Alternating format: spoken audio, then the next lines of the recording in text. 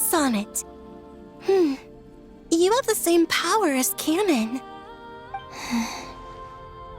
Sonnet. So, you're the goddess of the iridescent moon? Oh, goodness. You recognize me? Well then, what's your name?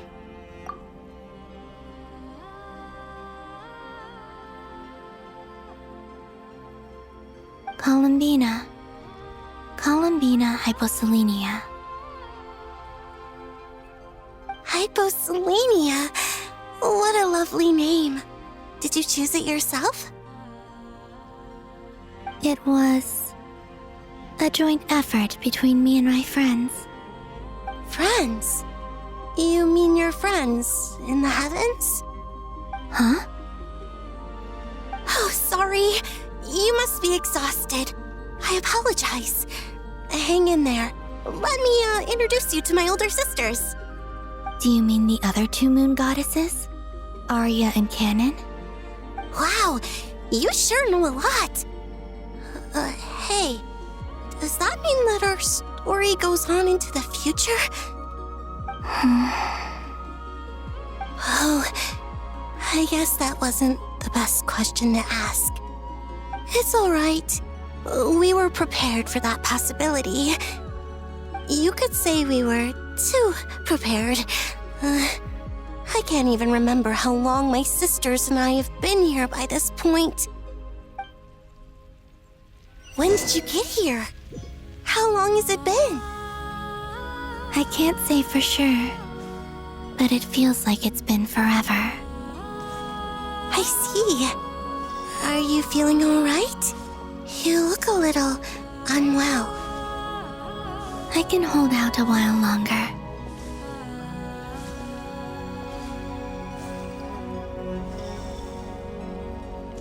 We don't have far to go. The place where my sisters and I are based is just up ahead. Don't worry, they're both really nice. I'll introduce you.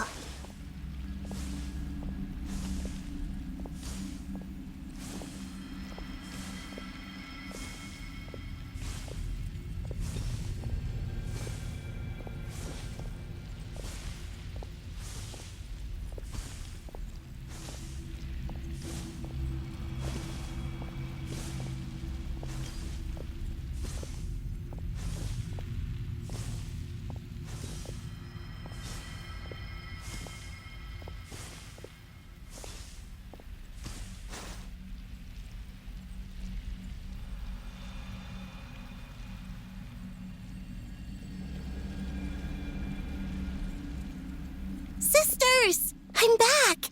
And look who I've brought with me!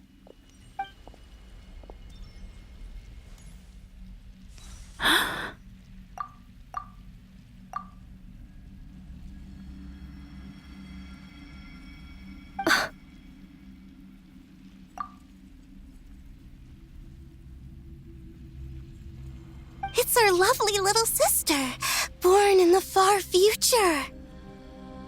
The pleasure is all mine.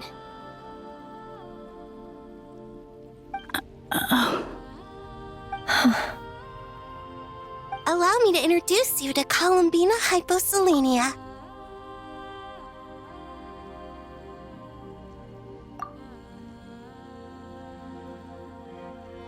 This is Arya, the goddess of the eternal moon. And this is Canon, goddess of the frost moon. Canon, don't you think Hyposelenia's power is similar to yours? Hello, Columbina. I apologize for our startled reaction just now. And please, forgive our little sister if she's been annoying you. She tends to talk a lot. It's fine. You seem shy. Don't worry, Columbina Hyposelenia. No one can hurt you here. Could you tell me where here is? Please. I must know.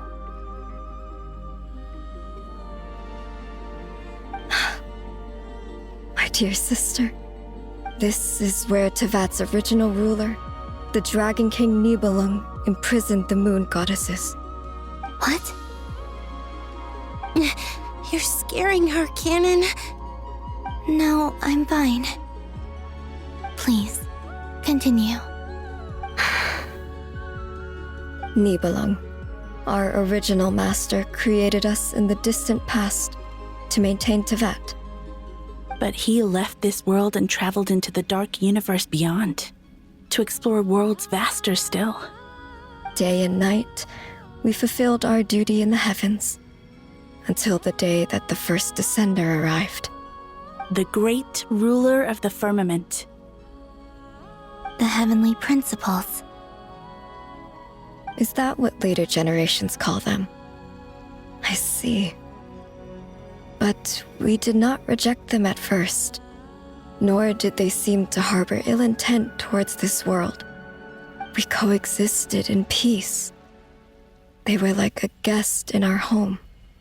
Slowly, however, we came to realize that our guest had a growing desire to change and dominate the world.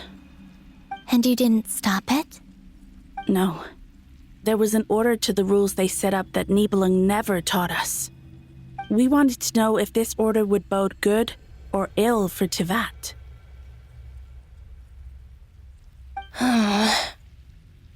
All right. Canon and I wanted to know. Sonnet was against it from the outset. Later, we discovered that this great ruler of the firmament bore an almost paranoid hostility toward the desire of certain life forms to seek power. Or perhaps they feared them.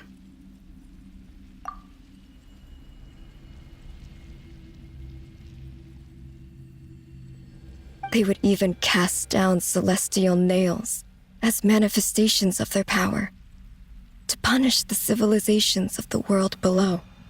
Only this was far beyond mere punishment. Right. Their rules brought order, but the price people paid for merely testing the limits of those rules was far too great. I did everything in my power to help the punished escape catastrophe, but still, too many lives were lost. The ancestors of the Frost Moon Scions were some of the ones you helped. But just when we had decided to take countermeasures, the Dragon King, Nibelung, returned. And so began the War of Funerary Flame. So, that's the name the world gave that war in the future. Well, who won in the end? As far as I know, the Heavenly Principles won, although it came at a great cost. They remained in Tevat, where they continue to rule to this day.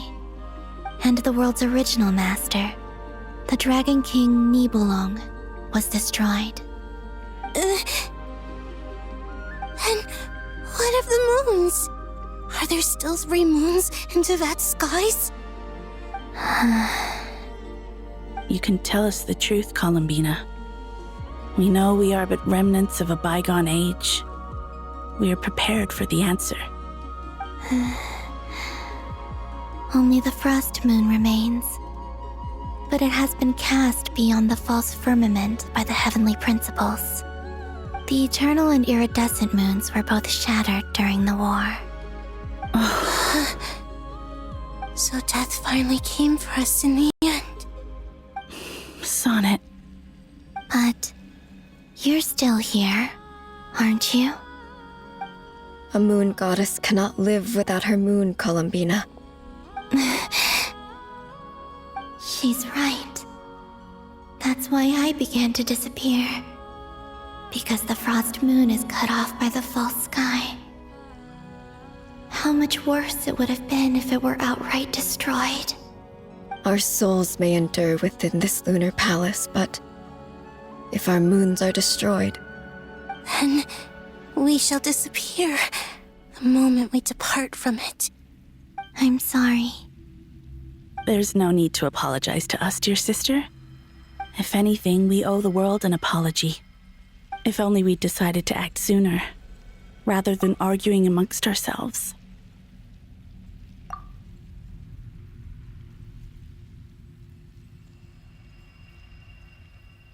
All the more reason not to spend this time in regret and repentance.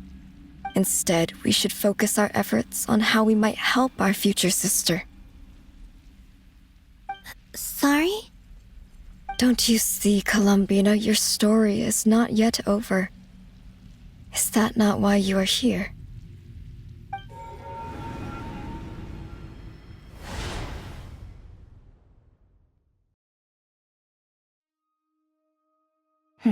It's done. Initiate numerological array. Continue running primary process. Calculate the world's fate through extrapolation, and identify nodes of potential change. Secondary process, scan for moons. Still 4. The number of moon marrows hasn't changed. Wait, let me think. Is it possible that there's something I've been misunderstanding about the moons all along? Variables. Variables in the world. I know where potential variables within the world come from. So what about the moons? Are there any variables there? Like their life or death, for instance. What if being alive or dead makes no difference to a moon? But that's so strange. Even immortal gods can die. Why would the moons alone be? Wait! I've got it! If alive or dead is considered a variable, we might have had this wrong the whole time. No one ever said that a moon marrow equals a living moon. We just made that assumption ourselves. Initiate secondary process. Scan again. This time filtering out interfering perimeter, moon marrow. I don't care if they're natural or artificial. Get them out of my search results! Why? It says 3 moons still exist in Teyvat, even after excluding the moon marrows. But we know for a fact that 2 of them are dead. Redo the scan.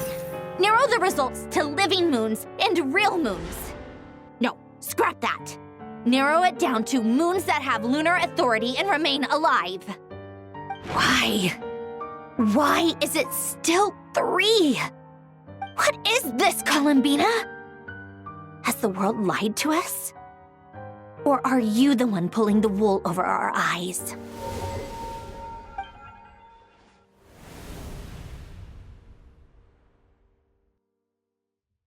So, you think that the moon's reflection might be where Nibelung imprisoned the 3 moon sisters?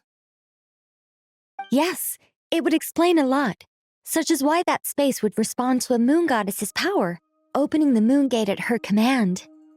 It would also explain why Miss Columbina has been unable to leave, and why time flows in reverse there. In the messages she sent, Columbina promised us she'd find a way to return, but we have no way of knowing how, when, or where this might happen. The fact that she still has yet to reappear in this world indicates that returning from that place is no easy feat. We cannot afford to simply wait for her. So you're saying, if she could return by her own power alone, she would have done so long ago. Yes, she certainly wouldn't leave it to this late stage when it's so touch and go. I've been giving this some thought, and I've come to believe that Luana's Har might be an anchor that she left behind, as a sort of future waypoint. This could also explain why Luana's Har is always by the traveler's side. Sounds like a plausible theory. If that's the case, there must be some criteria we need to fulfill to allow Columbina to return to the present. The question is, what could they be?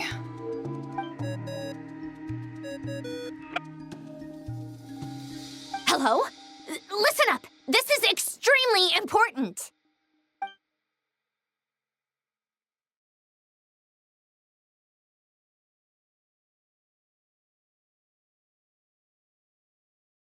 Not only is Columbina alive, but she may well exist in a form unimaginable to us. I'm still unclear on the details, but she's done something truly inconceivable in the past. And the clue to what she's done lies in the moon and Teyvat sky. Truly amazing. Oh, I'm so delighted for her. I'm sure we all feel the same. And I'm sure Columbina is ready to get back here and fight by our side. I'll keep my calculations going and try to find some way of coordinating with her. But that's not an excuse for everyone else to slack off, okay? All of you had better keep trying to think of solutions. How can the dead moon still live? And Luanatar...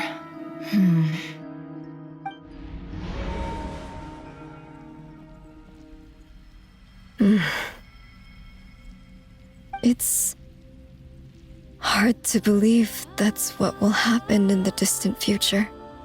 Our authority is linked to the most fundamental rules of Teyvat. I suppose it's no wonder that many would covet that power. I didn't realize that when you said friends, you meant people who live down in Teyvat. That's so lovely. I always wanted to go down there and have some fun.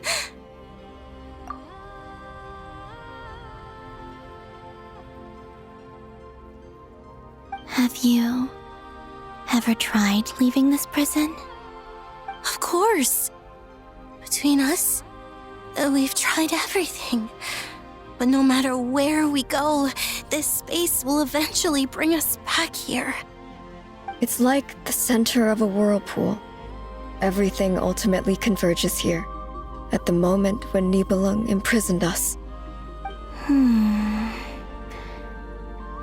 that case, have you tried using any of those pathways that connect this space to the real world? Sorry? What are those? They're passages through which you can make small-scale changes to reality by using Kuvaki. Or am I the only one who can use those passages? Because part of my soul remains in reality. Kuvaki. What is that? You don't know?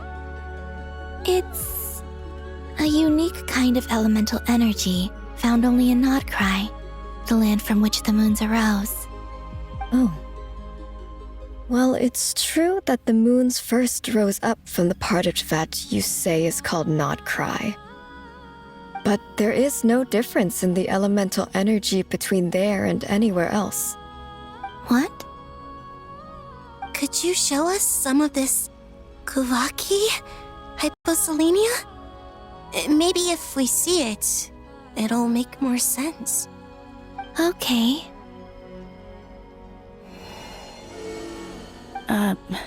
Isn't that just your power? What? But it's everywhere in Nodcry.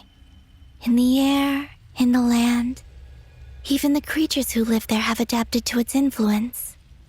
How curious. This Kuvaki certainly did not exist anywhere in the world before we were imprisoned. Let alone influence living creatures. So, how exactly does it affect them anyway? Can they float in the air like us? This is so strange. Why would their reality differ so much from mine? Columbina, you're looking for more than just a way out of here, aren't you? Yes. If I am to help my friends, I will need tri-lunar authority on par with that of our foe. You mean... you'll need our power? This sounds extremely risky. The Three Moons' powers are not mutually compatible. Concentrating them into one goddess will be a very painful process. And if anything goes wrong, it could tear you to pieces. I know. But I'm willing to take that risk. Even so, let's say we successfully transfer our authority to you. How will you take it outside this prison? Nibelung constructed this realm specifically to prevent us from using our powers to interfere in his war. No moon goddess can leave this place alive. What if I don't leave alive?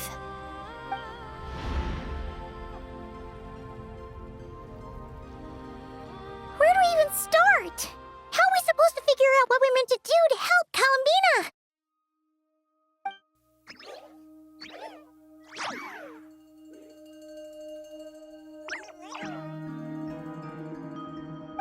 Columbina, what do you need from us? If she really got to the beginning of time in there, how do you think she'd leave us a message?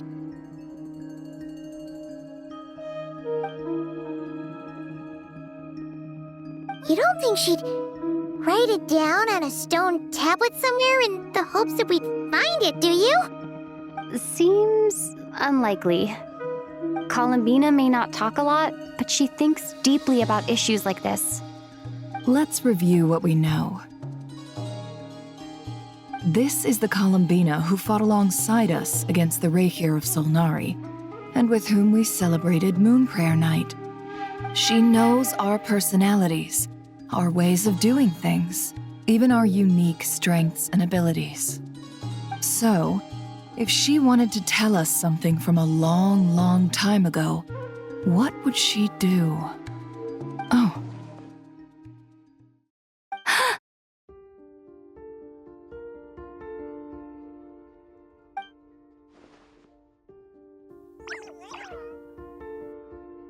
Traveler, you once said that those golden ripples also appeared when Luanatar was born.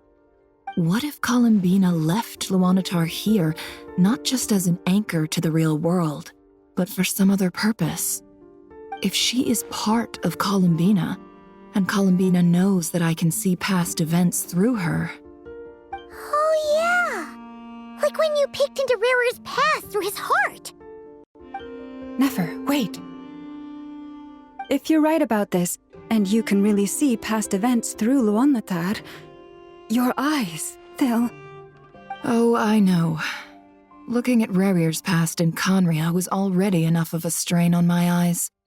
Looking this far back into the past, it'll surely blind me. But it's our only chance. This is the only way. Boss. We spoke about this once, a long time ago. Do you remember what I said, Yehoda? The day I lose my sight, the Curatorium of Secrets will be yours to run. But... What's wrong? I'd be overjoyed if I were you. This day's come a lot earlier than either of us expected. I need to know you'll honor our agreement, Yehoda. Promise me. Yes, Boss Neff. I promise. Are you sure you don't want some time to think this through? What is there to think through? I should have gone blind after our battle with Rarir. Frankly, it's almost criminal that I got away with it for this long. Then at least let me take some precautions on your behalf. And if you really do lose your sight, I'll visit your office every day and make sure you're well looked after. Oh, please, anything but that. I was actually ready to go through with this. Are you trying to scare me into backing out? As if I could ever scare you. I'll assume you're just joking to calm your nerves. All right, enough chit-chat. Let's do this.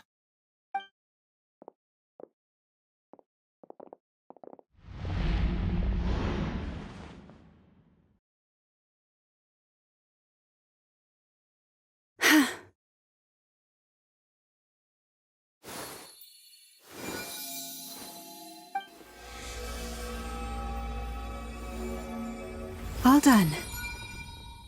Good. Now give me some space.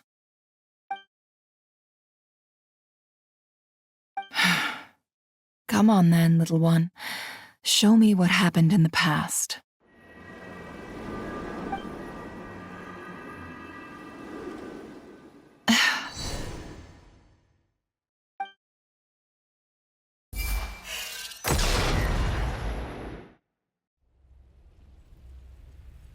Between the Trilunar Authority, Kuvaki, and the sole-surviving moon, the Frost Moon, I think I might know how to get back. But I will need my sister's help. Time to go talk it over with them.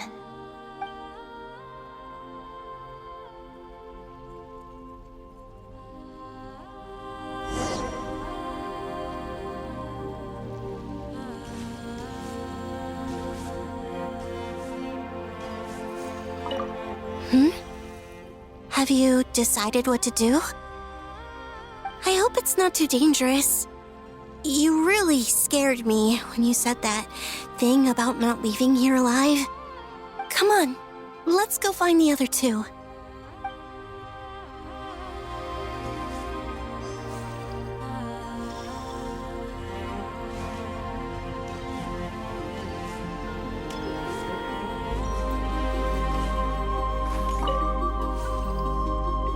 It seems you have reached a decision.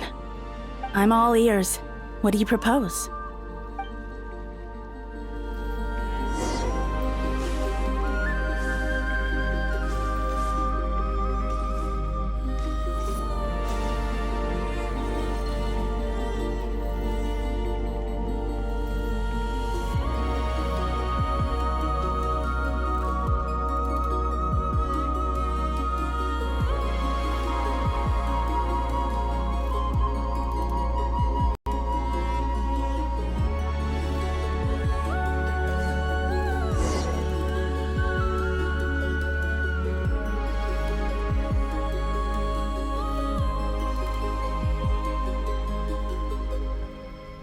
Have you figured it out, Columbina?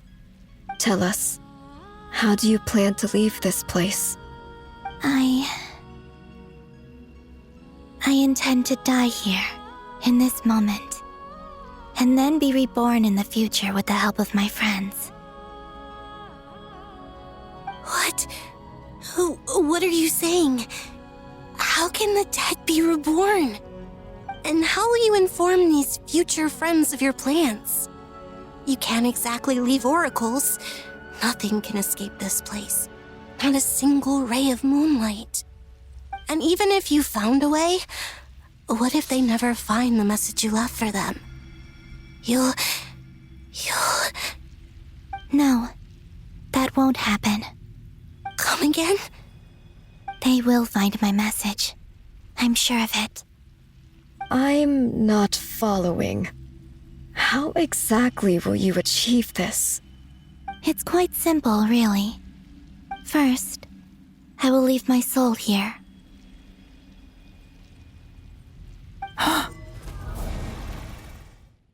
I see it. Your soul? You mean you're a divinity? Yes. I once left a portion of my soul in the future.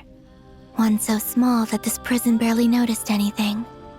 In this very moment, she can resonate with my soul across time. When the time comes, I believe that she can serve as an anchor to pull my soul from here back to the future reality. Just as gravity connects the world to the moon. Exactly.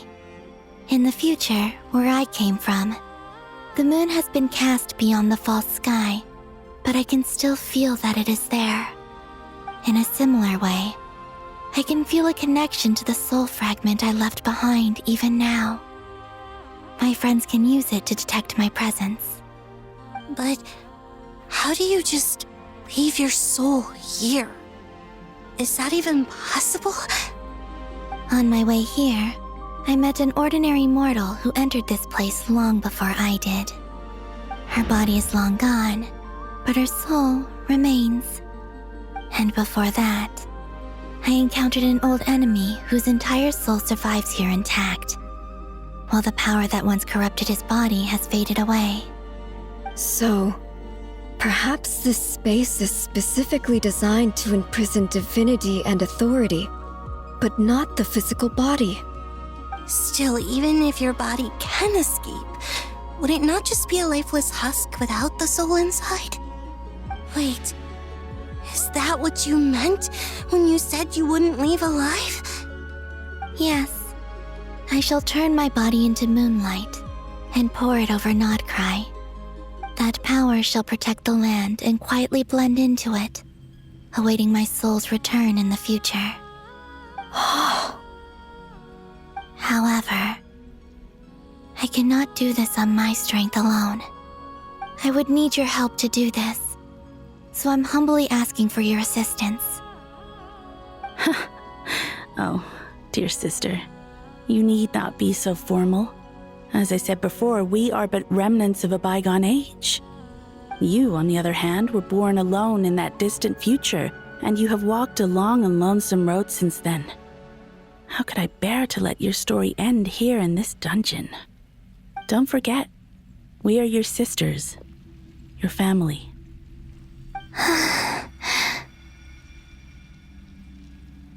Arya's right. Actually, I've always wanted a little sister. Can you imagine how it's been for me? Getting nagged by two older sisters all the time. Now, I finally get to be the big sis. And not just that, but I get to help you return to your world, too. How could I say no to that? Sonnet. Canon?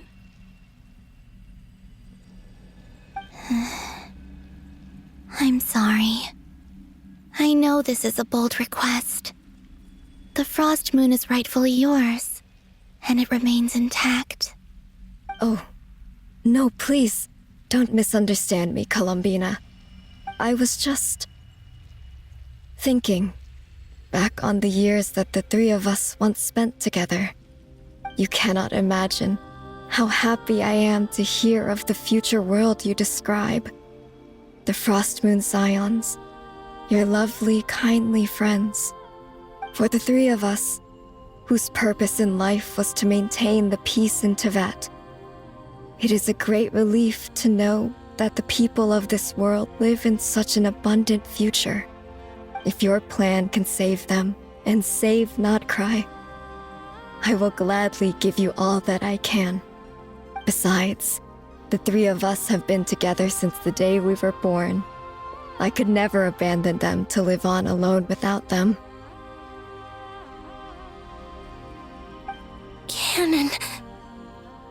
Still, I do have one question I would like to ask you before we proceed. Certainly. What is it? Why do you cover your eyes?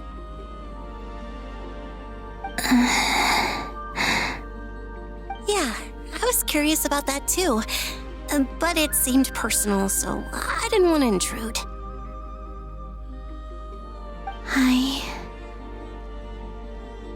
There was a time when I refused to look upon the world. I believed it was full of nothing but lies and falsehoods. I wished to hide my feelings, seal my heart, until I could return to my true home.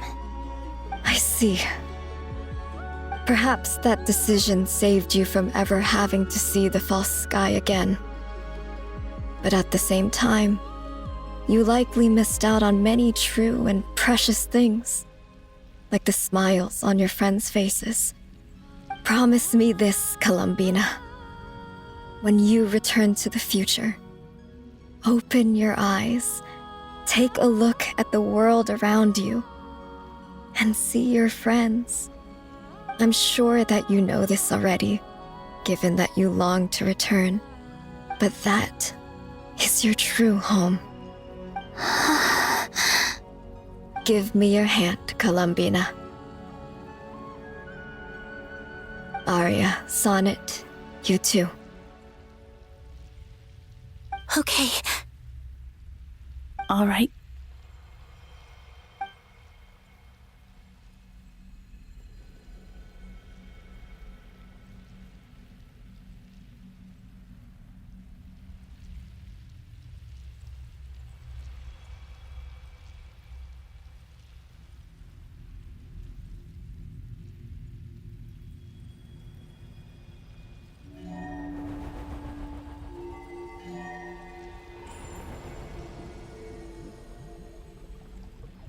We once were the song sung for eternity, but now it is you who must continue to sing. We once were the tides in the great river of time, but now we subside, and you arise. We were the messengers of madness and inspiration. But now, the lies have faded, and your truth must endure. We are souls awaiting the sun. You must return to be with those who smile when they see your face.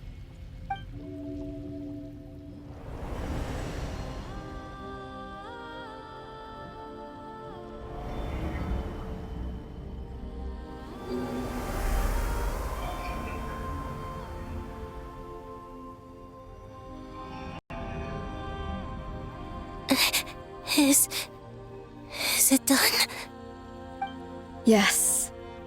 We have transferred the authority over all 3 moons to Columbina Hyposelenia. From this moment on, she is the Tri-Lune Goddess, the one and only moon goddess of this world.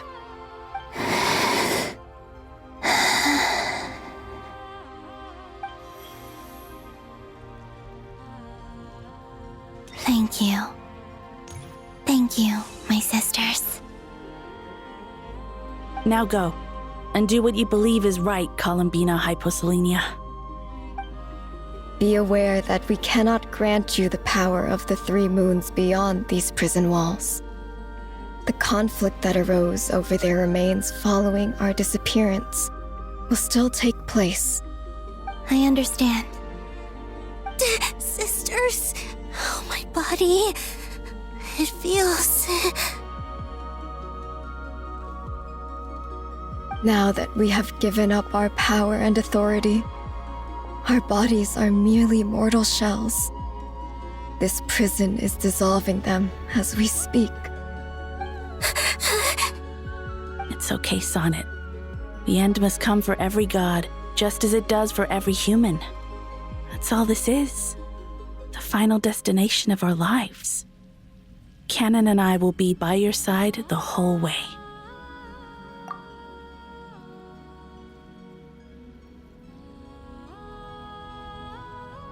We have one final request, Columbina. Could you use the 3 moons' power to send us back into the real world? Now that we have lost our powers, I doubt this space will seek to hold us further. It's just... we would like to spend our final moments together in the only place we ever called home. Of course. Gladly.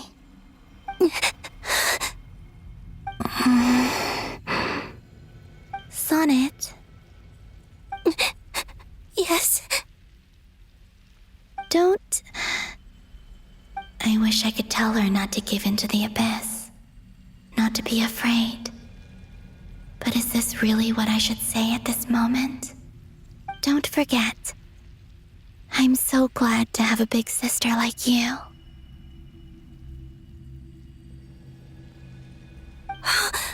No, Hypo. Thank you. I'm okay.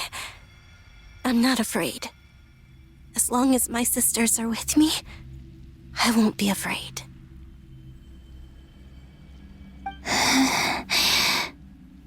It looks like this is goodbye, sisters.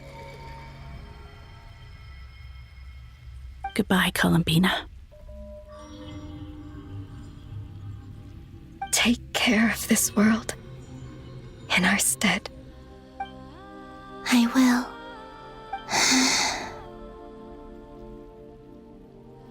And now, it's time for me to bid farewell to my body, too.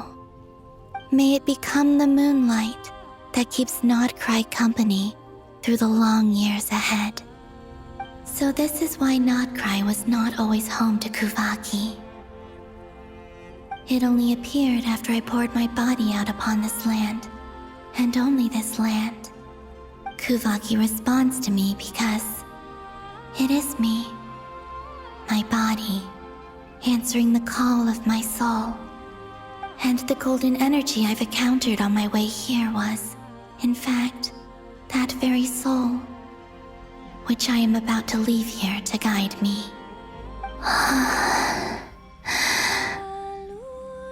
O power Tri-Lune, eternal moonlight. I, Columbina Hyposelenia, lay aside my body. Let it be cast into the dark night to illuminate the future. May it be a companion to all who dwell beneath the moon.